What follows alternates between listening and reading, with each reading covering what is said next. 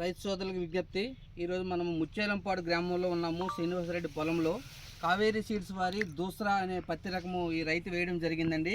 అయితే ఈ పత్తి రకంలో ఉండే లక్షణాలు ఏంటంటే కాయ సైజు మీడియం సైజు ఉంటుందండి. ప్రతి సైజు ప్రతి కాయ కూడా 5 పచ్చులు రావడం జరుగుతుంది. బర్స్టింగ్ బాగుంటుంది. చేను గ్రోత్ కూడా బాగా హైట్ రావడంలో కానీ గ్రోత్ రావడంలో కానీ సైడ్ కొమ్మలు రావడంలో కూడా మంచి అనుకూలంగా ఉండే రకం ఇది. ఈ విత్తనం అనేది ఇక రైతు ఫార్మర్ అనేటతను దగ్గర వేసుకోవడానికి అనుకూలంగా ఉంటుంది. లేకపోతే సాలు పత్తి దూరం వేసుకోవడానికి కూడా అనుకూలంగా ఉండే రకంగా మనము కావేరీ సీడ్స్ వారి దూసరా అనే రకాన్ని తెగడం జరిగింది.